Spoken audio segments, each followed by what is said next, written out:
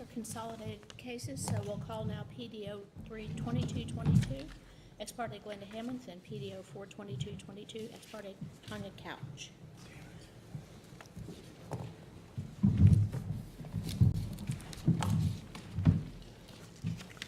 Good morning. Jessie Freud for Ms. Hammonds, and may it please the court. A facial constitutional challenge to a statute has always been deemed and treated as cognizable on a pretrial writ.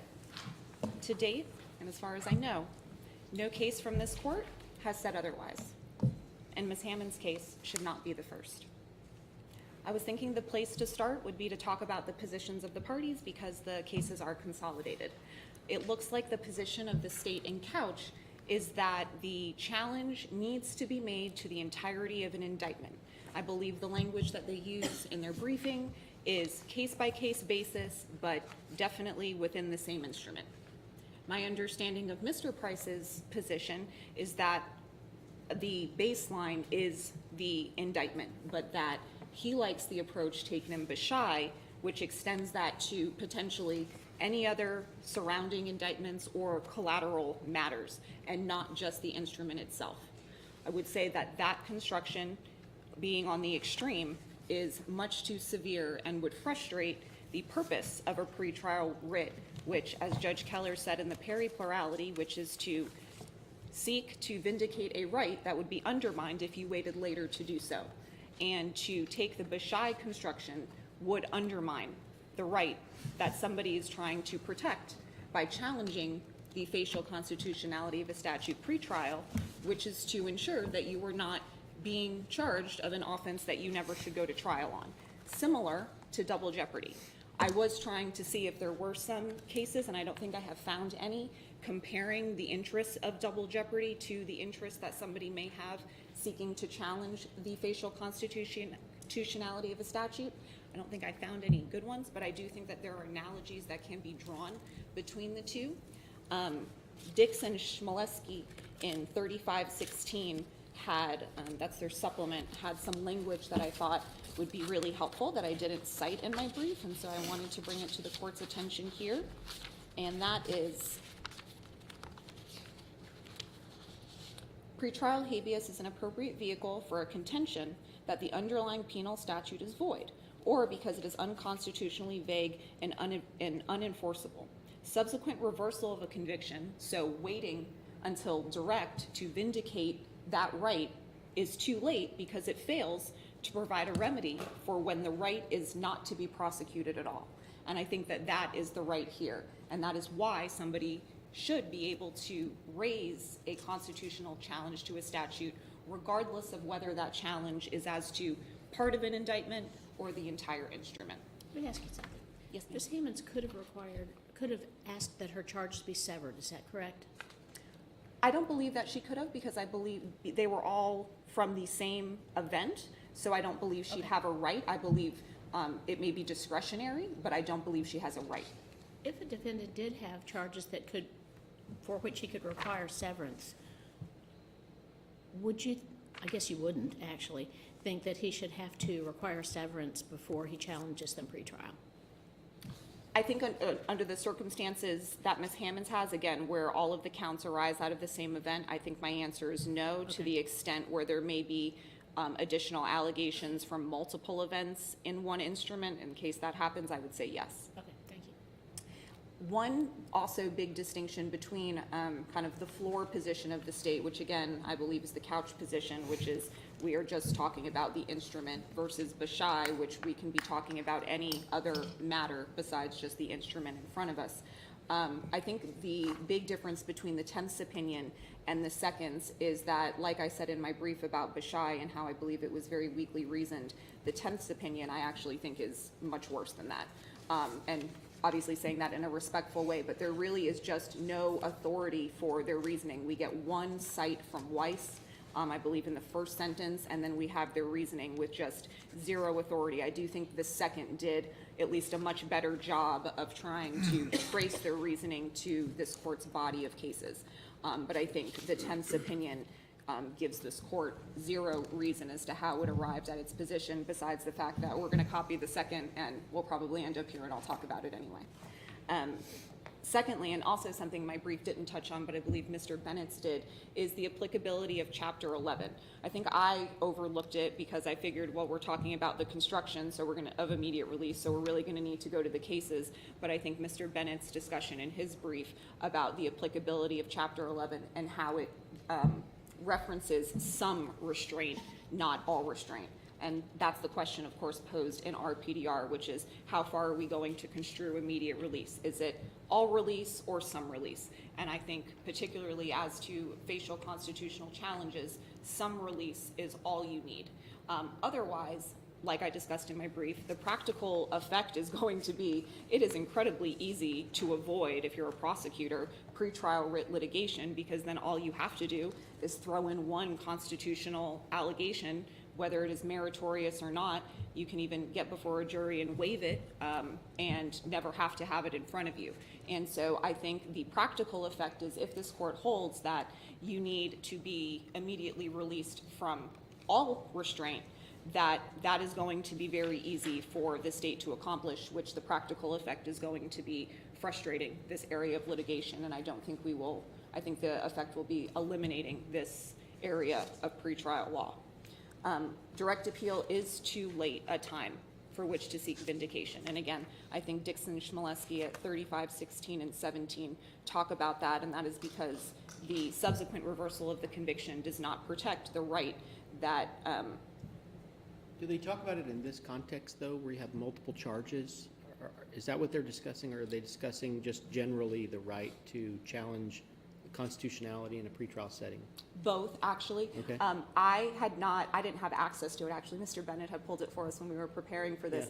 Yeah. And it actually talks about the ambiguity in this area and about how a lot of the terminology has been confused at some points and oversimplified at others, and that the question we are here today, I guess they kind of predicted a couple years ago when they did the revised edition, that we would be having this conversation, because the supplement acknowledges that this is really unclear, but that facial constitutional challenges have always been deemed and recognized as something you can raise pretrial regardless of the extent to which the charging instrument may or may not be affected in whole. Couple quick points on two arguments that Mr. Price made about the applicability of Crisp and Meyer. Those are two cases that we and myself and Mr. Bennett had cited in our briefs, that Mr. Price had said he does not believe are in point are applicable. I just wanted to point out real quickly why we believe they are and would be consistent with what we're asking the court to hold here, which is, again, that immediate release just applied to some restraint, not all restraint. And that's because in Crisp, this court had gotten to the merits of the constitutional challenge, although Crisp was not going to be released. And that was the same situation in Meyer. And what the case said is he was not immediately released because he could still be prosecuted for perjury. This was an elections code violation, and the remaining allegation could still, in the indictment, could still have allowed for the prosecution of perjury, and he was not released either. And so I think those are two examples where the court has looked at a facial constitutional challenge, regardless of whether or not the person was released from all restraint. And so we cited that for those purposes. Do you know whether anybody's ever attempted to make a rule change, for example, to permit, in some limited circumstances, pretrial appeals of issues related to charging instruments and whether or not they're, valid? You know whether anybody's ever done anything like that? Can you I repeat mean, your because it's question? not appealable, right? Right. So, I wonder why, why aren't some of these questions appealable? And I'm kind of thinking like in a Chesterton's fence kind of way. In other words, I don't know for sure why somebody made the determination that these kind of things shouldn't be appealable. And yet, because we have habeas, it seems like there is, all you have to do is change the title of the document you file, and all of a sudden you've got an appealable thing. So I wonder, have you looked into that? Have you looked into sort of the history of whether folks have tried to amend the rules of appellate procedure to permit appeals in a pretrial setting of issues like this? No, sir. I am personally unaware of any amendments to TRAP regarding this particular issue. Thank you. Yes, sir. And it looks like I have have no time left. If there's no more questions, I'll save my remaining 5 for rebuttal. Thank you. Thank you.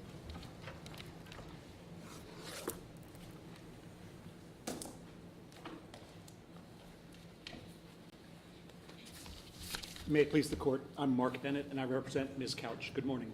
Good morning. I also don't know the answer to your question. I'm sorry. We are all, however, restrained. We all have restraints upon us. Most of them are lawful restraints. If we're underage, our parents might say, you have to be home by 11, and that's a restraint. If we're employed, we might have an employer who says, you have to be at work by 9 a.m., and that also is a restraint. We all have restraints by virtue of living in a society. And so it's impossible for habeas corpus to remove all restraints. And that's never been the purpose of habeas corpus. It's never been the purpose of habeas corpus to remove all restraints. The purpose of habeas corpus, as stated in the precedents, even going back to the King's Bench case that we cited, Clarkson, that we cited in our brief and attached a copy of because it's a little bit difficult to find, has been to remove a restraint. If there's an unlawful restraint, then habeas corpus can be used to remove that restraint. It's consistent with the language of Chapter 11. Chapter 11 talks about, especially Article 11.23, talks about how the writ of habeas corpus is intended to be applicable to cases of, I'll slow down, cases of confinement and restraint where, though the power in fact exists, for example, there's a valid count in an indictment, it is exercised in a manner or degree not sanctioned by law. For example, there's a count in the indictment that is an invalid statute. The state would like to distinguish the case of 2 separate indictments, one for a legal constitutional statute and one for an unconstitutional statute, from the case, that is the state in our case. I don't think that the state in Ms. Hammond's case is making this distinction, but the state in our case wants to distinguish 2 separate indictments from an indictment containing 2 separate counts. Now I practice mostly in Harris County, and in Harris County I have not seen an indictment charging multiple counts. And I've asked, and I've asked, and I've looked, and I haven't found anything going back to about 1992. In 1992, this court had a case in which the prosecutor at trial in Harris County thought that the trial was about 1 count, and there was an acquittal on that count. And then the prosecutor came back and wanted to try the other count, and this court says, no, this case was tried on both counts. You did not actually abandon or dismiss the other count. Since then, I don't believe that there's been a multiple count indictment in Harris County. The point, however, is that whether charges are in separate indictments or in multiple counts of one indictment, assuming that they arise from the same course of conduct, is entirely at the discretion of the state. Wholly at the discretion of the state. It's an administrative decision. They could have charged, well, if they have a multiple count indictment, they could charge it in one piece of paper with one cause number, and cause numbers are the distinguishing factor that the state has identified in their brief, or they could charge it in separate indictments with separate cause numbers. Under the state's theory in their brief, if we had the second situation with separate cause numbers, then a challenge to one indictment would be cognizable in habeas. And as a footnote here, I think cognizable is probably the wrong term. I think the right term is probably justiciable, which this court used in a recent opinion, because cognizability goes to the issue, right? And the issue of the unconstitutionality of a statute is certainly cognizable. I think the question that we're really dealing with here, with all due respect to the court, is whether other circumstances make that cognizable issue non-justiciable. Right? And things can make something non-justiciable, such as mootness, lack of ripeness. And so that's, I think what we're really looking at is not cognizability, because every authority says, yes. I'm sorry to interrupt you, but okay. You made me think of a question I hadn't thought of before, which is, what if, do you have a right not to be charged with an unconstitutional statute, or do you have a right not to be convicted, or both? I mean, ordinarily when I think of, constitutionality of statutes, you have the sort of most fundamental right is not to be convicted under that law. But that doesn't necessarily go all the way back to prohibiting the constitutionality of charging someone under that law, so that eventually, if there is a conviction, that person can then challenge. I don't think that there is a clear answer to that question, Okay. Judge Urey. I think that, in fact, there's a recent Supreme Court opinion in which Justice Thomas wrote a concurrence or dissent saying you don't have a right in a facial overbreath challenge not to be prosecuted under the statute. I'm not sure that that's quite right. There are two interlocking rights here. One is the facial unconstitutionality challenge is intended to prevent the chilling effect of the statute. And so we recognize these before trial so that the speech of everybody else can be protected. The other aspect is, can I be prosecuted under an unconstitutional statute? I think that with Article 5, Section 12, the legislature threw this court off track. Because Article 5, Section 12, the legislature amended the Constitution so that basically anything can be an indictment. And if it has to allege an offense. This court has read that to mean that if it's not challenged pre-trial, that an indictment is an indictment, no matter how bad. I don't think that's right. I think that it has to charge an offense, and moreover has to charge a constitutional offense. A statute, just imagine that the legislature wrote a statute saying it's a felony to impugn the reputation of a prosecutor, right?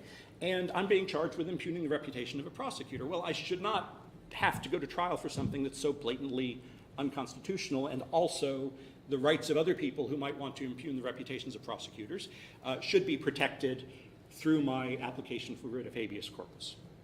So that wouldn't, by this court's precedence, an indictment charging that very clearly unconstitutional statute would still be an indictment, would still charge an offense, could not be challenged post-trial, right, because of Karenev, couldn't be challenged for the first time for its unconstitutionality post-trial.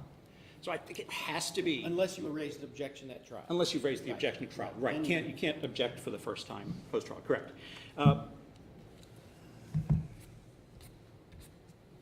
The other issue that we have in our case that Ms. Hammonds doesn't have is that the two different, and I'm just looking at our ultimate indictment, the last re-indictment in Ms. Couch's case, that the ultimate indictment charges two different things. It charges financing money and intending to finance money.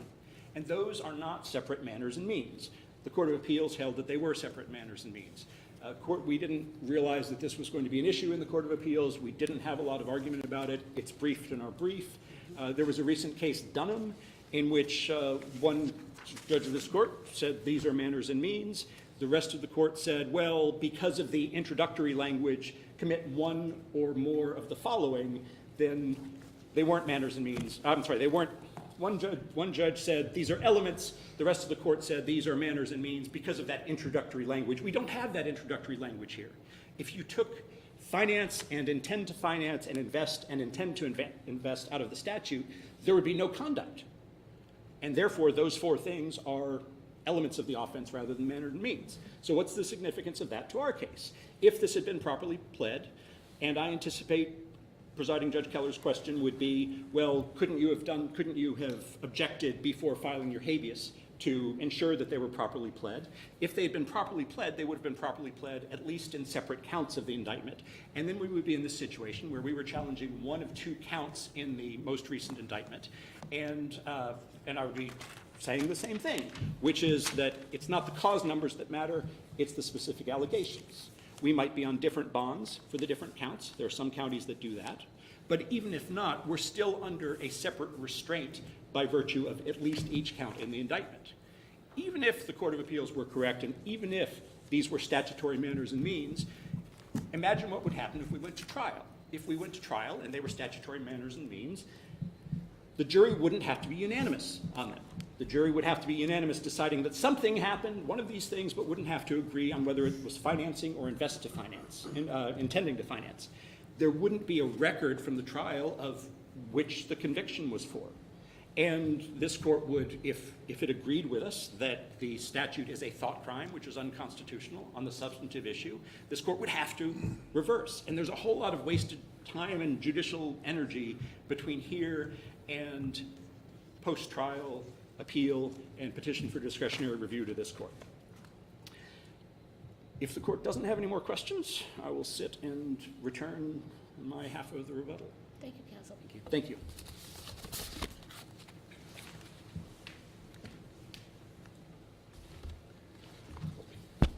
May it please the court, my name is Gabriel Price, and I'm representing the state of Texas in Ex parte Hammonds. I want to start with responding to a question that Presiding Judge Keller had. In Ms. Hammond's case, she would absolutely be entitled to a severance as a matter of law under 3.04 of the Penal Code. It's a defendant's right. The exception to that is if their offense is under 3.03, but Ms. Hammond's is charged only with one first-degree injury offense. The others are a second degree and a third degree, so they don't all fall under 303. So Ms. Freud definitely could move for a severance on her case, and that would create different prosecutions at that point and potentially allow for cognizability of the pretrial challenge to those two other counts. But when she talked a lot about Bechet and all of those indictments being consolidated for trial, whether that would be cognizable is not an issue that's in front of this court. We don't have multiple indictments. So I don't think this court really needs to delve into the maximum bounds of cognizability for pretrial writs when dealing with multiple indictments that are consolidated for trial, because we only have one single indictment. So I think anything going beyond analyzing a single indictment would really lead more into an advisory opinion. So that's why the state is. If a particular offense crafted by the legislature is unconstitutional on its face, I mean, blatantly unconstitutional, does a person have a right to avoid trial? Does the unconstitutionality of that statute provide a right to avoid trial on that charge, or does it only provide a right to avoid conviction, or to at least have a potentially invalid conviction reversed? So I think the case law and what the state is arguing is that if it's just that single statute that is being charged, the single unconstitutional conduct, then a defendant would have the right to raise that pre-trial and the right not to be tried. I don't think it's necessarily the right not to be tried, but it would fall under the right would not adequately be vindicated if it couldn't be raised pre-trial. And this goes into the, I think under this court's decision in Ex Parte Smith, the third rationale for dealing with cognizability of pretrial writs, and that's that raising certain issues that, if meritorious, would bar the prosecution or conviction. But we also have to look at the restraint. We talked a lot about what is the restraint in this case. The restraint is Ms. Hammond's being on bond. Now, in this case, in the habeas record, it's not clear as to how many bonds, but it can be gleaned from the indictment. There were 2 DA-added cases. She was only arrested on 1 count. And if you look at the TRS numbers, it's A001, D001, D002. The D stand for DA counts. So there's only 1 bond in this case. So there's only 1 restraint. What's the DA count? What does that mean? That means it's a count that was never arrested by the law enforcement agency. It's a count that was added by our office through, and this was just through the superseding indictment.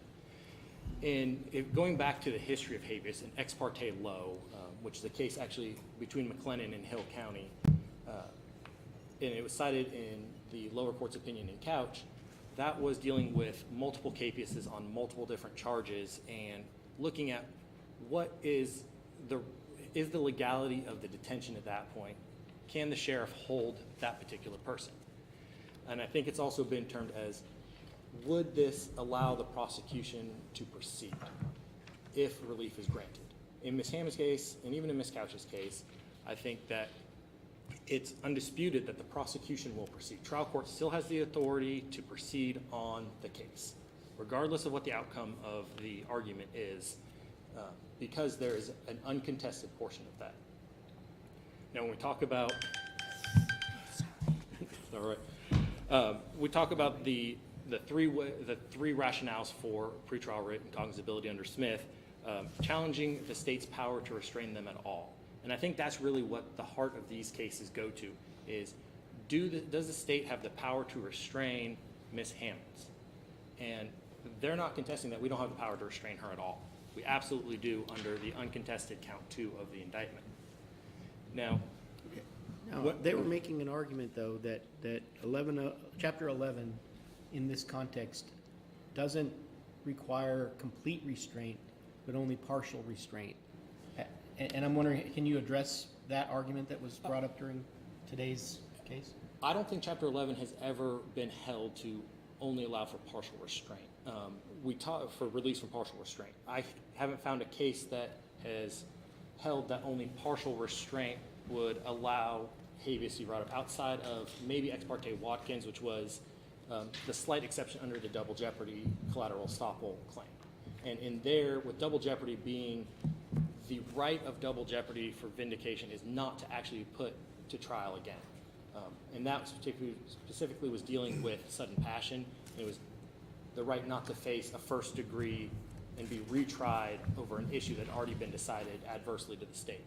So outside of the double jeopardy context, in Watkins, I couldn't find anything in my research where it allowed for, well, partial restraint of an indictment to be cognizable or allowed even under any of the current Chapter 11.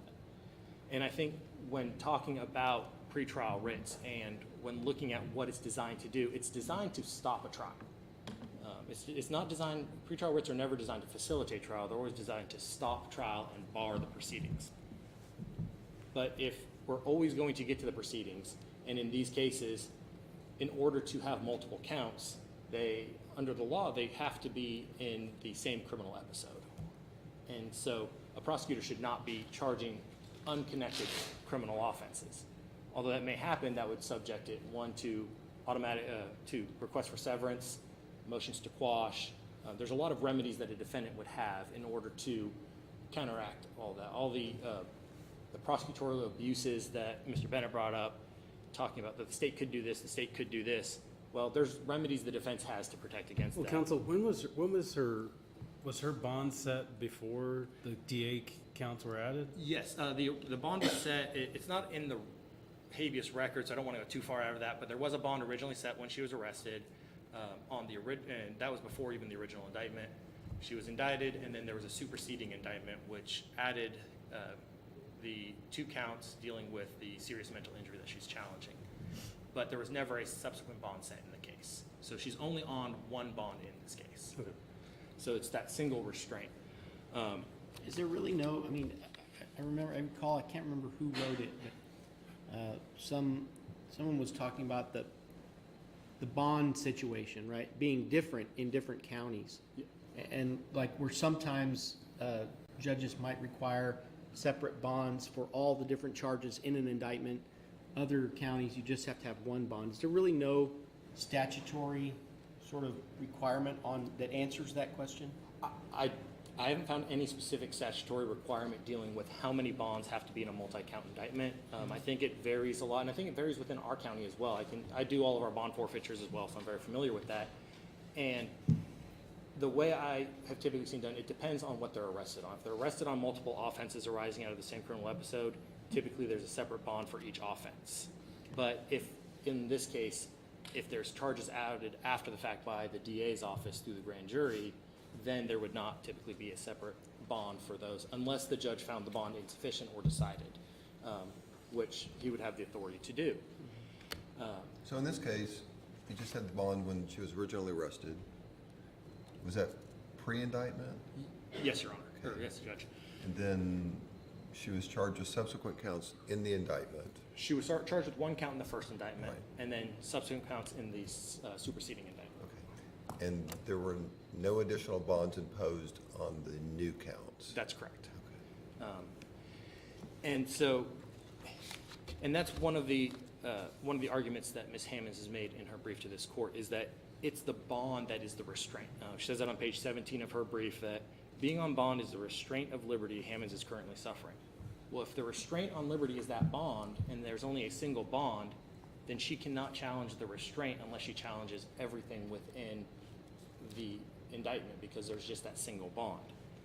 And then when talking about the harm or prejudice of not allowing these cases to be challenged pre-trial, these 2 counts, she talks about multiple complainants, there's different complainants in each count, and that would cause prejudice to her. Well, that's starting to look more at the facts of the case, which then is this more, I'm not saying it's an as-applied challenge, but if you have to delve into the facts of the case, that's getting away from facial challenges and cognizability, when we just have to look at the face of the indictment and not really the reason behind that. So are you saying she's not making a facial challenge? I'm saying she is making a facial challenge. I'm saying her reasoning behind why it would be prejudicial is looking more into the facts. Requires a So that's why it should be the rule should be you have to challenge the entire indictment. In this case, yeah, the fact that she does have that severance right would vitiate against any of the prejudice that she's raising in the brief as to that as well. So she could choose to sever the case, potentially get to raise it that way. That would still be an undecided issue of whether if the case. You wouldn't object to that? Is that what you're saying? The severance? Right. I could not object. No, I'm saying, would you object to her being able to bring this kind of a habeas if it was severed? I don't think so, because I think the state's position here is that at a minimum, it has to be the entire indictment or the prosecution pending in front of the court. A severance would create a different criminal action under Chapter 3 of the Penal Code. So it would be a wholly separate criminal action. And I think if it's a separate criminal action, you have the ability to raise that pre-trial. Mr. Bennett's brief breaks it down into all these different possible scenarios, you know, 2 counties, 2 charges, 1 county, 2 charges, And I think 1 indictment, 2 charges. And I cited in a footnote, I believe, I think it's ex parte joiner. It's an older case where they held that it was not cognizable because the person had already been convicted on another offense and was being detained. That, by no means, is the state arguing that that is proper. If indictments are pending in 2 separate counties, the state's position is that you absolutely could raise pretrial habeas as to one of the indictments in the county because they are not the same prosecution. If the cases are severed, I think the same rationale would be there of they're not the same prosecution. Now, there would be the issue in Bashaev if the cases are consolidated, if it's multiple indictments consolidated, but again, that's not before this court, but that would be a potential issue for later. But if they were severed, then it would be a different prosecution.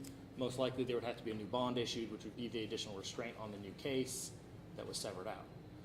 So there are ways for a defendant to get that, but the defendant has to make that decision because once it gets severed, then it's subject to being stacked or consecutive sentences as opposed to now where they would have to all run concurrent. So it's really a defendant's election on what they choose to do. They could also choose to bring a motion to quash or objection during trial, and then raise it post-trial. So the defendant has a lot of different options here. So they're not being stuck of this is their only option and they're not going to have any ability to challenge or raise this at any point in the future. When looking at the court's language dealing with habeas, we talk about that habeas is not available to test the sufficiency of an indictment or challenge, and that's really dealing with sufficiency, but the overall principle, I think, comes down to whether a court has that power to proceed. And I keep going back to the power to proceed because I think that's the most important thing to look at is what is the remedy that's going to be given if the claim was meritorious. In this case, it would be those 2 counts would be dismissed or stricken from the record, but the trial court would still have the power to proceed. And kind of going to Judge Yeri's question about raising these challenges pre-trial and the amendment of the rules. I know a defendant cannot raise a denial of a motion to quash pre-trial, but the state can. So if the defendant does successfully quash an indictment, the legislature said the state has the ability to bring that up. And that's, I believe, 44.01. So Ordinarily because it stops the prosecution, but not necessarily in your favor is that it may apply even if it stops it a little bit and not completely. absolutely, and I think it has to be that way because the state would not have the ability to appeal post-trial on that issue. And because we wouldn't have the ability to appeal post-trial on that issue, the legislature has given us the ability to appeal that pre-trial. But since the defense can, there's no corresponding need for a defendant to raise that pre-trial.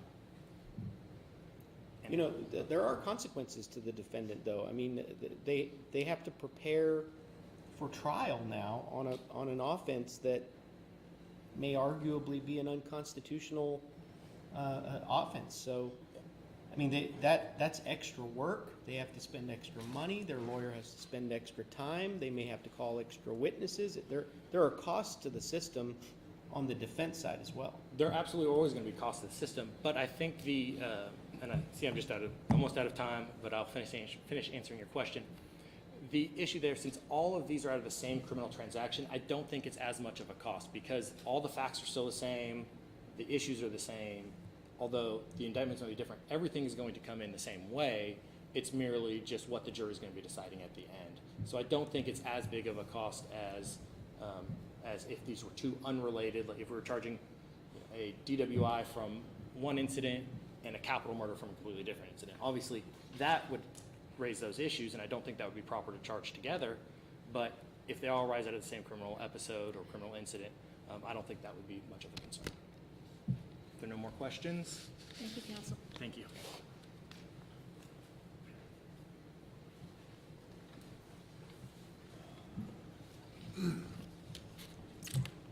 May it please the court.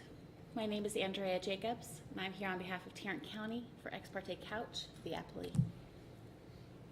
Do you agree with your co-counsel that the state doesn't have any problem with us saying that if you're talking about separate charging instruments entirely, that it's a non-issue, that the state concedes that you can address these things in a pretrial habeas as long as they're separate charging instruments? Yes, I agree. And that's where we're in a unique situation here, where actually Mr. Price has made a lot of my arguments for me. So, but I would like to point out that we do kind of differ on that unit of restraint. I think it has to be quantifiable, and indictment number is a way to quantify that. So you have that unit of restraint by indictment number. Also, I think by bond. I agree that bond is a restraint.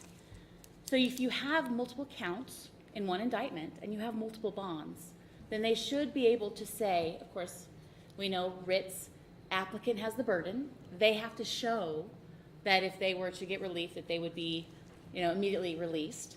If they show that they're going to be off a bond if they get relief, then I believe it makes it cognizable.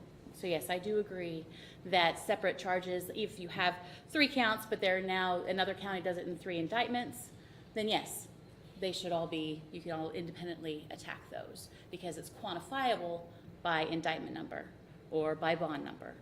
You can actually say, here's that unit of restraint. I guess where I get a little confused in this is, but you just have a bond on one of the counts, right? And then you added 2 counts at a later time? Oh, well, Ms. Couch only has 1 count. Okay. But she has 4 indictments. There's been re-indictments, and I'm unclear as to which, like how many bonds there are. I thought there was 1 on each, but I didn't realize I don't know. But the point is that she's only attacking part of a count in each indictment. So she has 1 count, but she has 5 words in that count that she is attacking. Habeas is an extraordinary remedy, and so it requires extraordinary circumstances. If you look at habeas and you look at the laws and the jurisprudence of habeas, it really boils down to only 2 issues. Historically, we talk about release because it was a way to get out. All the writs are extraordinary. And here we have the way to, if I'm confined and I want immediate release, the habeas corpus was the way. We joke that habeas corpus is like the Jerry Maguire, show me the money. It's to show me the body. And so it's all about release. But then this court decided, as they should, that in Texas, we should have a narrow exception. And that is those claims where if I go to trial, then I have no remedy. Double jeopardy, the right not to be tried. You shouldn't have to be tried and violate that right to raise double jeopardy at the end. So we don't look at immediate release for that. Bail bond, bond conditions, things like that. Well, if I get convicted, I go to trial, that goes away. It's now moot. What about my earlier question to other counsel here that what is the right that you have to avoid anything with regard to an unconstitutional law?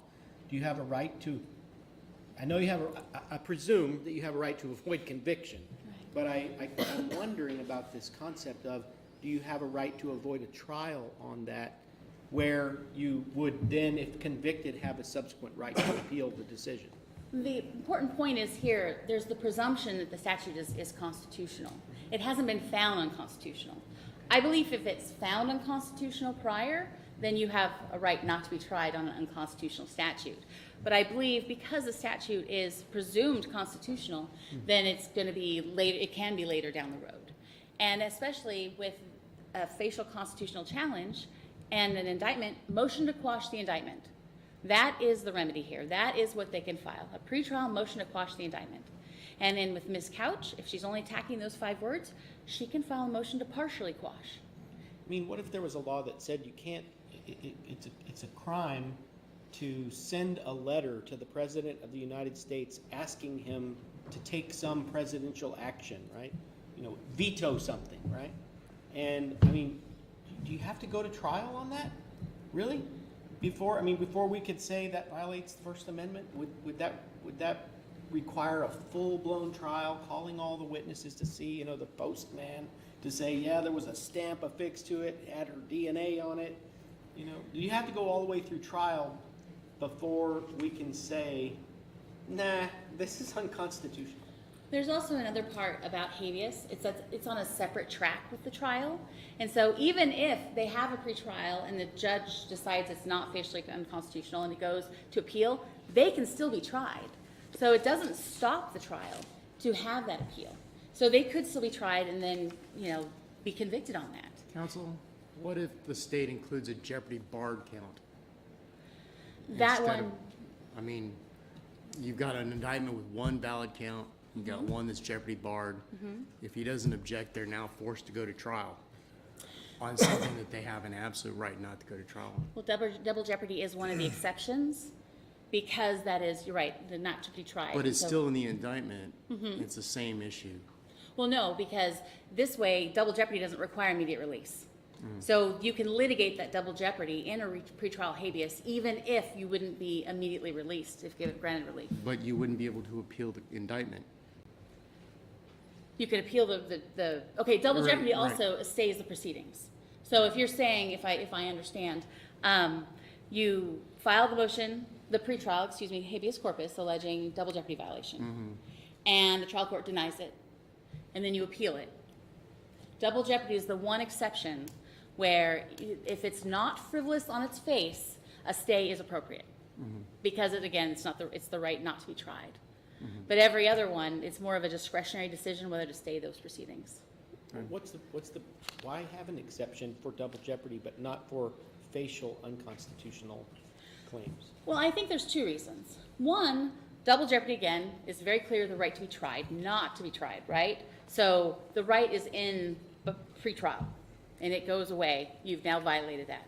But more importantly, it's double jeopardy on its face, right? You look at it and you see it, okay, that is double jeopardy. That is a problem. And you don't, but with facial constitutional challenges, unless it's already been found unconstitutional, we have to do a lot of digging and it's not on its face. You've got to figure it out. You actually have to litigate that. And so I think it's more that if it's, of course, already been found unconstitutional, then the right to be tried. I think then if you file a motion to quash and the judge denies it, I believe a mandamus is probably the proper thing on that. So if it had been already found unconstitutional, then they could still file the motion to quash. If it hasn't been found unconstitutional, file the motion to quash. If convicted, they can appeal it. It's a de novo review. And if the appellate court then decides that it was unconstitutional, facially unconstitutional, then they go back to that indictment and they get their relief. So it is, I'm asking more questions. it is a remedy. And that's the issue here, is that for habeas, it's either I'm going to get immediate release or I'm going to lose my remedy. And for motion to quash the indictment, you have a remedy. It's not immediate, but it's not required to be immediate. It just has to be available. And so here we go that you have it. It's going to be there. Now, we also have other pretrial motions are just like that. To say that a motion to quash, it's unfair because they have to wait till convicted. Well, you got motions to suppress. All pretrial motions, you have to wait until the end to appeal that issue. Well, What about Mr. Bennett's argument that it's a general verdict and you're not going to know what the jury convicted on? So it's very interesting, thank you, that it depends on how they raise it, right? If they raise it on appeal. If they raise a facial constitutional challenge just on itself, which is cognizable on appeal, that probably ultimately the Court of Appeals will say, you know what, we can sever that so it's not facially unconstitutional. We're not going to go there. However, the motion to quash the indictment, that actually bases it on the motion to quash decision, not on what happened at trial. It is the appellate court reviewing the trial court's decision de novo about that motion to quash. So it is still alive. So as we said, there's no exception here. So we must look at immediate release. And I believe that's a quantifiable unit of restraint. And what do I mean by that? I believe Tarrant County's position is that proof of immediate release requires that it be actual confinement and not abstract. Historically, with the writ of habeas corpus, because it's extraordinary, we do have case law that says, I was convicted in this county, and now I'm attacking it over another county over here, and the courts have said, if you get released over here, you're still going to be confined under this sentence, we're not getting involved. And that's, so it's run the gamut on what immediate release means and how much confinement. And so what we really need to do is narrow and decide, and we've asked you to decide what the unit of restraint should be.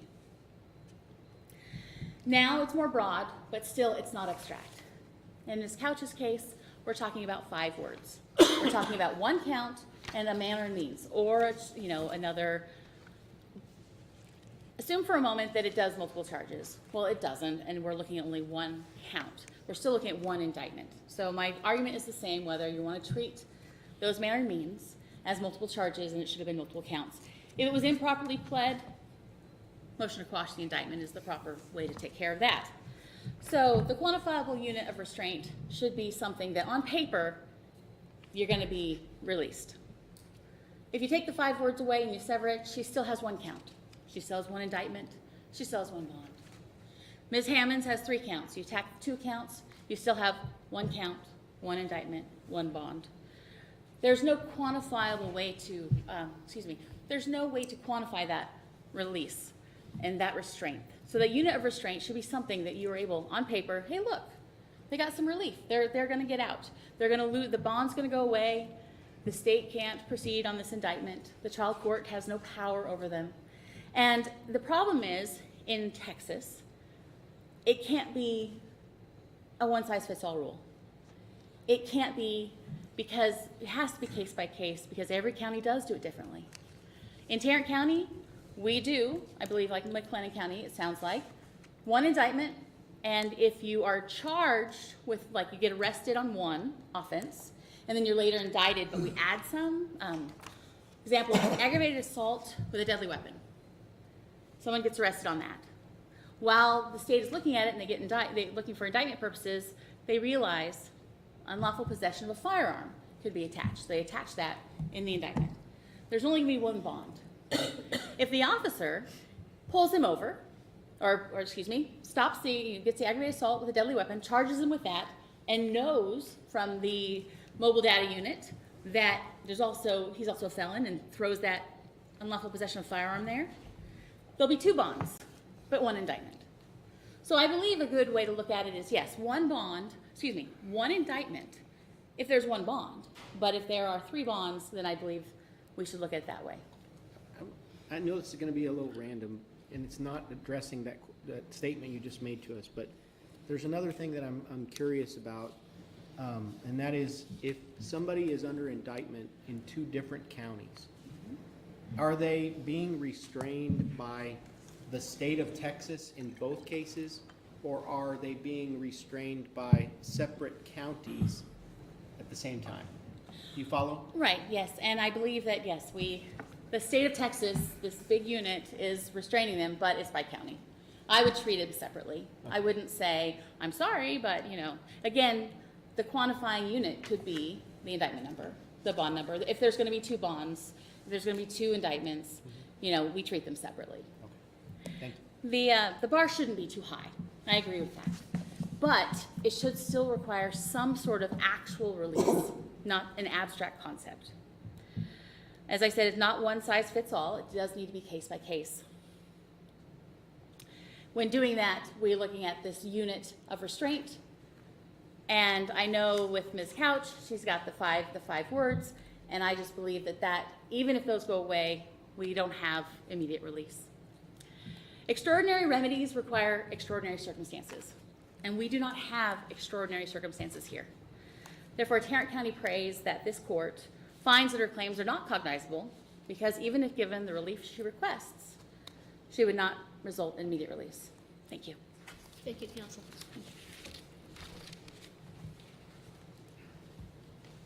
May it please the court, I want to start real quick just by making sure that Judge Keel isn't worried that I'm raising an as-applied challenge. The two complainants listed are on the face of the indictment, and so you can clearly see without any necessity of record development that we're talking about two complainants. So I don't think there's any way that this is an as-applied challenge. Next, talking about the right to severance, I was just flipping through to see if I missed a part of the briefing where any of us really meaningfully talked about severance, and I don't think anybody really did. And so if that's important to the court, I think the court may want to consider having us do some additional briefing on that. My concern, so let's say Mr. Price is right and I'm wrong, I'm entitled to sever and it's not discretionary like I think it is. So we're saying if I go through that procedural step, this kind of reminds me a little bit about the conversation y'all had in Reed with the improper accumulation order and talking about the remedies for how you get to the same outcome and the differences y'all had in which path should be taken. That's kind of what this reminds me of. So if I go and I sever, then nobody has a problem with me raising my challenge just because we've got a ministerial difference and a different instrument. That, like, what difference does that make? So then if I go do that, if I lose here and I go and I do that and we're back up, I think, again, that's the problem that y'all contemplated with the remedy distinction in Reed, which is we're all just trying to get to the same thing. And so are we really going to make some kind of merits distinction just because we have two separate cause numbers? Because of the jurisdiction conversation you just heard, I think that makes no sense. And I will say just, it's not a meaningful distinction with the bond conversation Mr. Price gave you, but to illustrate the point in jurisdictional difference, Ms. Hammonds was arrested and bonded out pre-indictment. Her first indictment, she was actually re-arrested. We used to have a local practice with post-indictment bonds where you'd have to go and post a second one. That is not clear in the record. Y'all may see that I actually did a first amended brief. I took that out because I was like, it's not in there, so I shouldn't talk about it. So that's why I had a first amended brief. But that little step, so she actually had a post-indictment bond. Mr. Price is correct that when there was a superseding, there does not appear to have been any additional increase on her behalf. But like he said, that's very judge dependent. That's going to be something if a judge wanted to find her bond insufficient because now there's a first degree allegation, he would have been completely free to do so. And so I think, and I would implore the court to not start to get into these ministerial distinctions when we're trying to set this understanding of what does immediate release matter to the cognizability of a facial challenge. If we start getting into these ministerial distinctions, it's... I'm getting thrown by your use of the word ministerial. I'm wondering if you're meaning like bureaucratic as opposed to ministerial, because ministerial is a word we use, we throw around when we're talking about, you know, when you might be entitled to relief on mandamus. Yes, sir. I don't know if you're using it in the same context or... Administrative Okay, thanks. So yes, some some administrative choice in charging that is completely discretionary. That's not like a Black's Law Dictionary definition, but for conversation purposes. And so I think that there is going to be more problems than not if we don't just solve, I think, what is the basic question, which is immediate release, all or some. And I think the simpler we keep it, the easier it will be for everybody. But if we do want to have a conversation about severance, I think that y'all may want us to do some additional briefing because I don't think any of us thoroughly addressed that. And unless nobody has any other questions, I will return my time. Thank you, counsel. Thank you.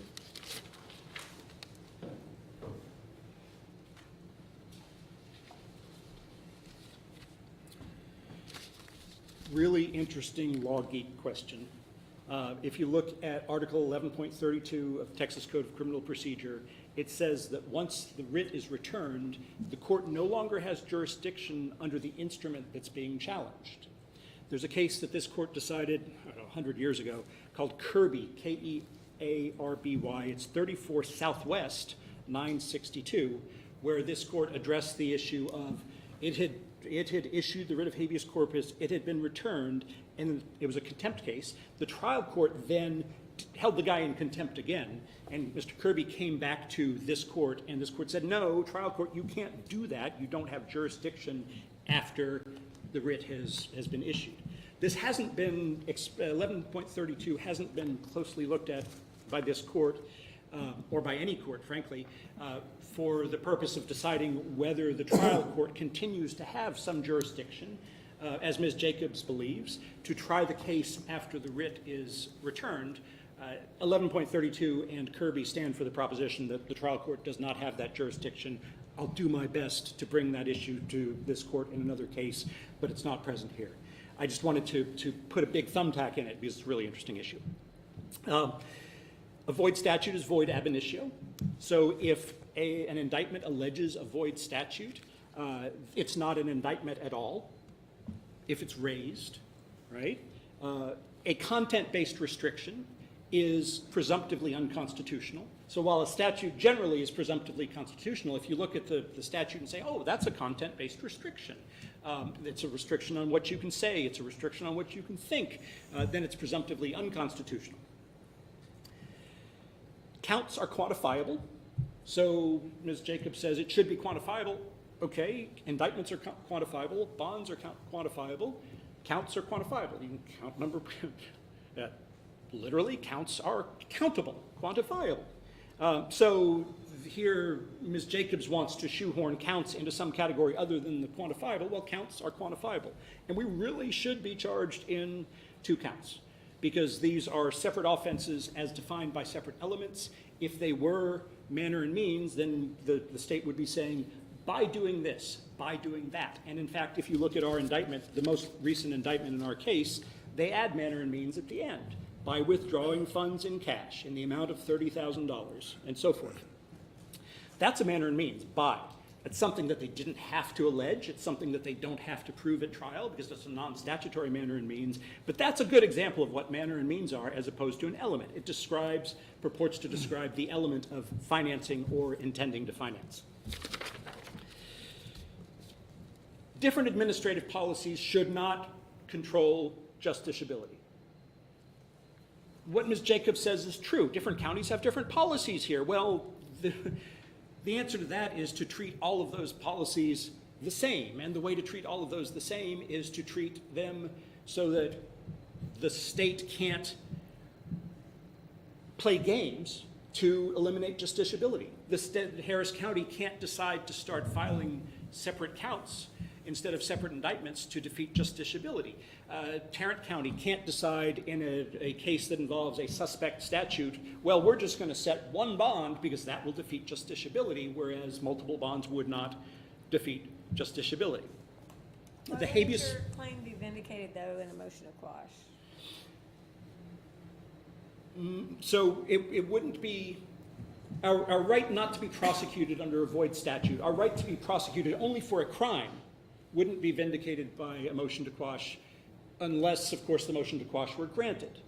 But then if the motion to quash were denied, then our right wouldn't be vindicated at all because we would be tried for something that, in our contention, is not a crime. Also, well, no, that's the thing. I'd also note that as far as severance or a motion to quash, we don't really have a way to force the trial court to rule on that before trial. Habeas, the court is required to have a hearing and to rule as soon as possible. Why shouldn't we then say that as a precondition, since, I mean, you agree, it's two-part, I'm sorry. Okay. You agree that habeas is an extraordinary remedy? Yes. Right?